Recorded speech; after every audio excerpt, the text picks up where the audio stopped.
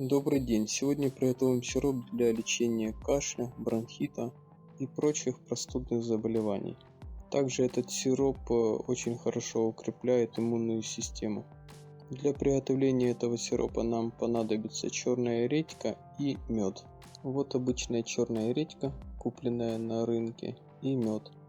Мед и редьку лучше покупать на рынке у фермеров, а не в магазине, для того чтобы эти продукты были более натуральные. И следовательно наш сироп тоже будет более натуральный.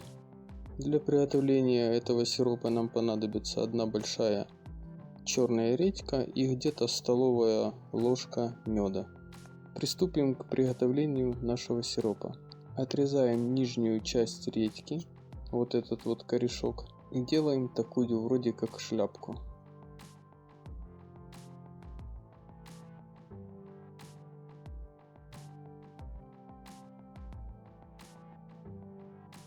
Теперь нам нужно в редьке вырезать углубление, чтобы образовался такой вроде как сосуд.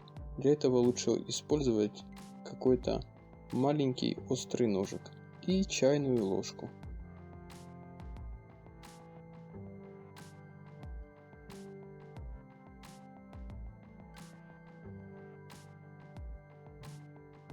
Вот такое вот углубление мы прорезали. Только смотрите аккуратно, чтобы редьку не прорезать насквозь. Иначе через прорезанное отверстие будет наш сироп вытекать. Мякоть редьки, которую мы вырезали, мы не выбрасываем, а перекладываем ее в тарелочку. Нам эта мякоть еще пригодится. Редьку ставим на какое-нибудь блюдце.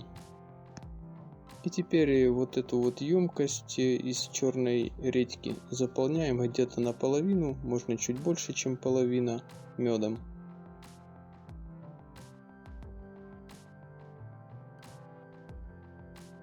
И эту емкость теперь накрываем шляпкой. И оставляем наш сосуд из черной редьки с медом где-то на 6-8 часов. Какие процессы будут происходить дальше на протяжении этих 6-8 часов? Редька будет выделять сок, который, смешиваясь с медом, будет образовывать наш сироп, который мы будем использовать для лечения, либо для профилактики. Теперь мы переходим к мякоти, которую вырезали с черной редьки. Берем мякоть и мелко нарезаем, либо натираем на терку.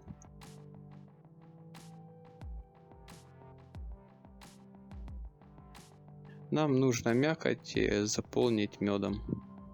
И с нарезанной мякотью черной редьки будут происходить те же самые процессы, которые происходят в этой редьке. Оставляем наши емкости на 6-8 часов. Итак, прошло 6 часов. Теперь можем сливать наш сироп. Вот такой сироп образовался, и теперь этот сироп можно слить в какую-то емкость. Как видим, мед в редьке остался. Если бы редька постояла чуть дольше, 8-10 часов, то мед скорее бы всего полностью растворился.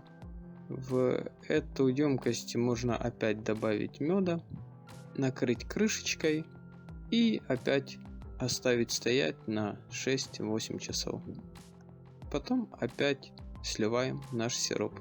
Теперь переходим к мякоти черной редьки, которую мы залили медом. Здесь то же самое, образовался сироп. Мы этот сироп тоже сливаем.